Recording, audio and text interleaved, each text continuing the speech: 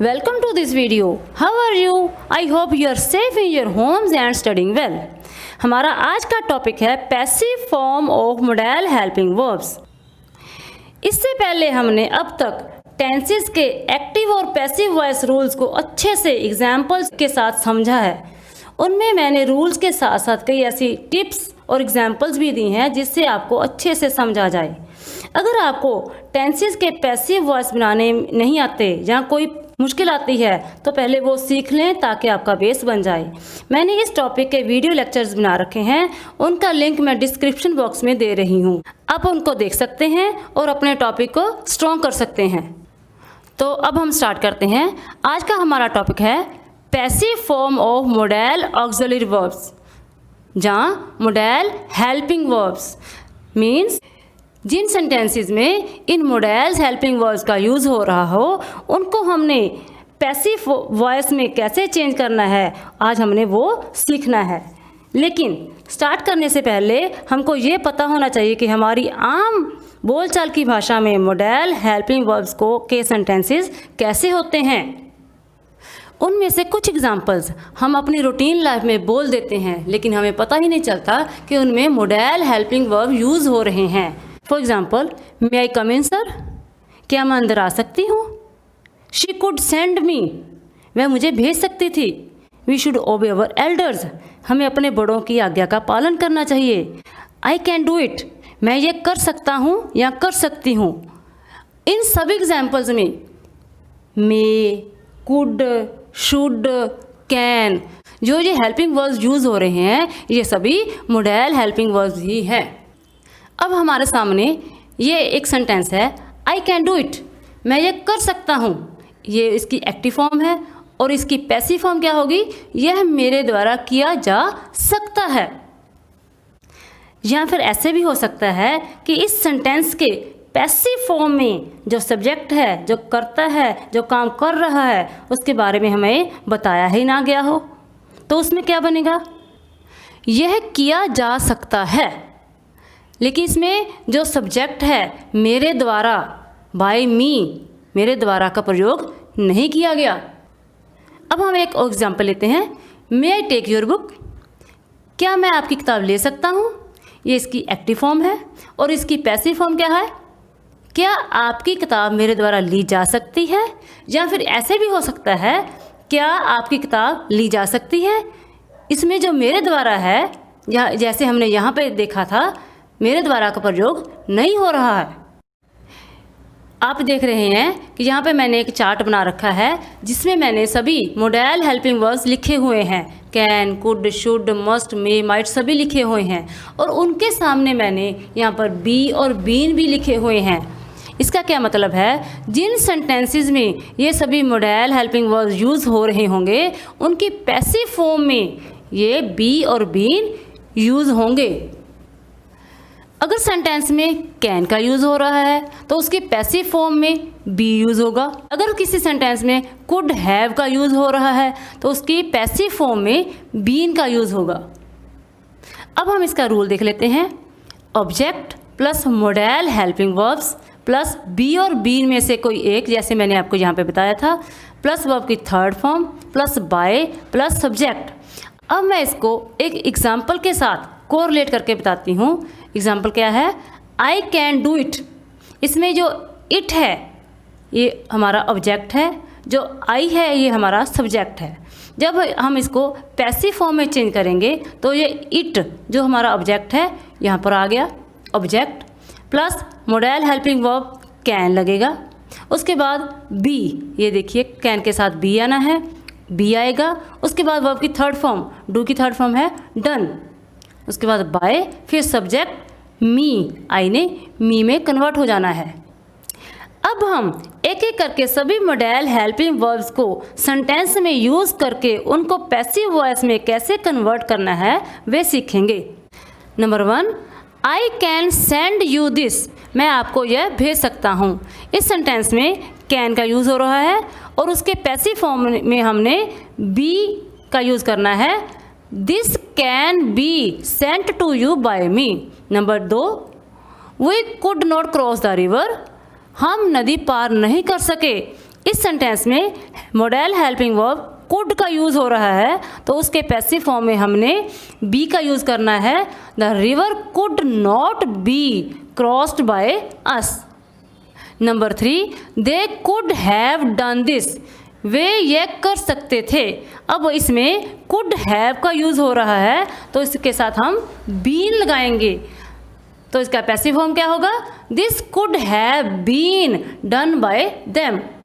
अब आपने कुड और कुड हैव में कंफ्यूज नहीं होना है। कुड का हिंदी मीनिंग है सका या सकता था, और कुड हैव का हिंदी मीनिंग है सकता था। अगर आपको इंग्लिश की एक्टिव फॉर्म में कुड दिया गया है, तो आपने उसकी पैसिव फॉर्म में बी लगाना है। अगर आपको इंग्लिश में एक्टिव फॉर्म में कुड हैव दिया है, तो उसके साथ आपने उसके पैसिव फॉर्म में आपने बीन लगाना है। अब हमारे सामने सेंटेंस है, one should do one's duty, हर एक को अपना कर्तव्य निभाना चाहिए, और उसकी पैसिव फॉर्म क्या है? Duty should be done.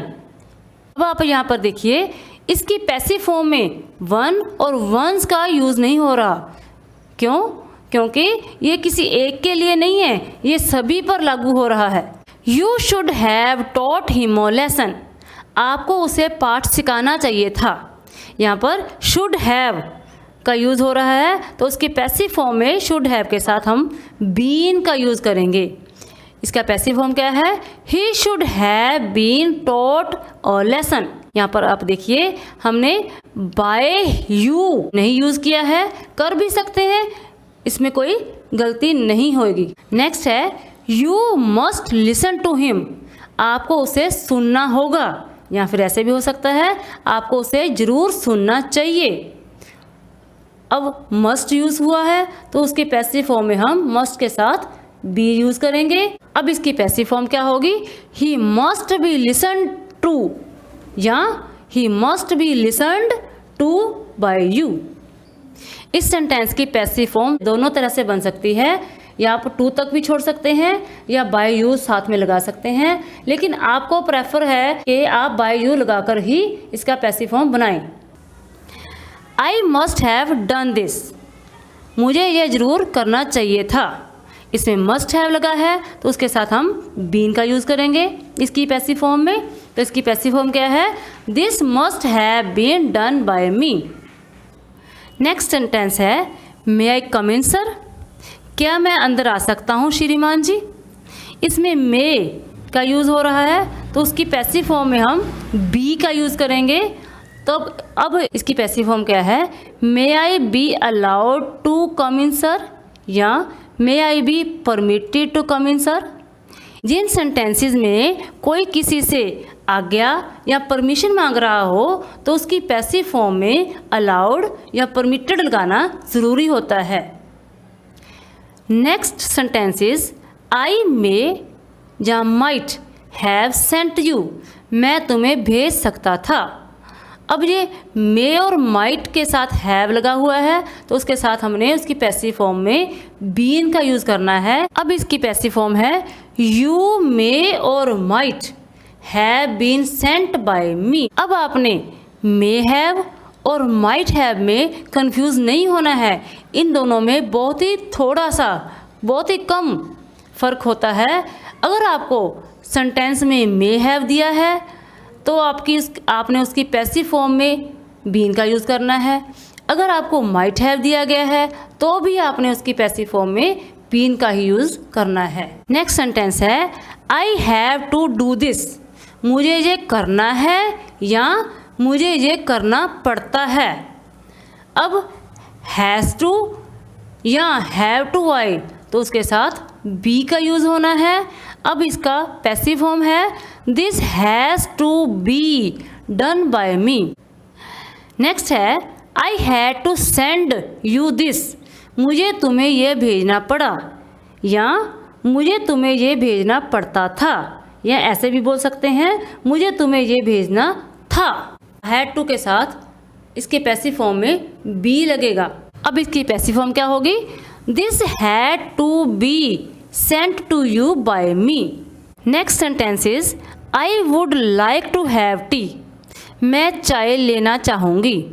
यहाँ पर वुड लाइक टू आया है तो उसके पैसिव फॉर्म में हमने बी का यूज़ करना है।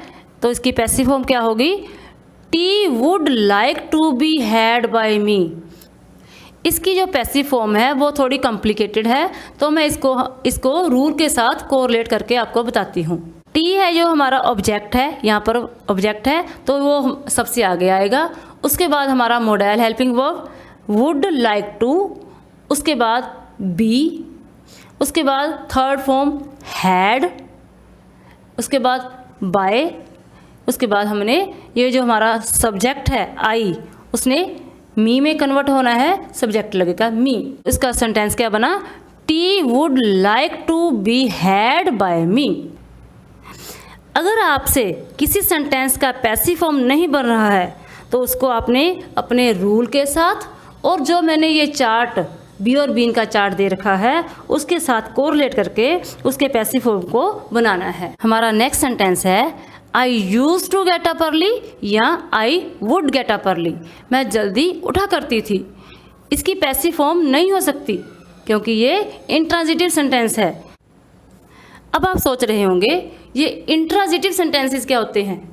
इंट्रांजिटिव सेंटेंसेस का मतलब होता है कि जिन सेंटेंसेस में ऑब्जेक्ट को सब्जेक्ट में बदल के पैसिव फॉर्म ना बनाई जा सके वो होते हैं इंट्रांजिटिव सेंटेंसेस। अब आप देखें गेट अप अर्ली को यहाँ पर रख के पूरा रूल के साथ जब हम सेंटेंस में बदलेंगे तो ये नहीं होगा, इसका कोई पैसिव फॉर्म नहीं होता है, नहीं बनेगा ही नहीं आपसे। इसी मॉडल वर्ब की अब हम एक और एग्जांपल लेते हैं ताकि कि आप अच्छे से समझ लें। आई यूज टू सेंड यू या आई वुड सेंड यू। मैं तुम्हें भेजा करता था या भेजा करती थी। अब इसमें यूज टू या वुड का यूज़ किया गया है तो उसके साथ उसके पैसिव फॉर्म में हम बी का यूज़ करेंगे। तो अब इसकी पैसिव फॉर्म क्या है?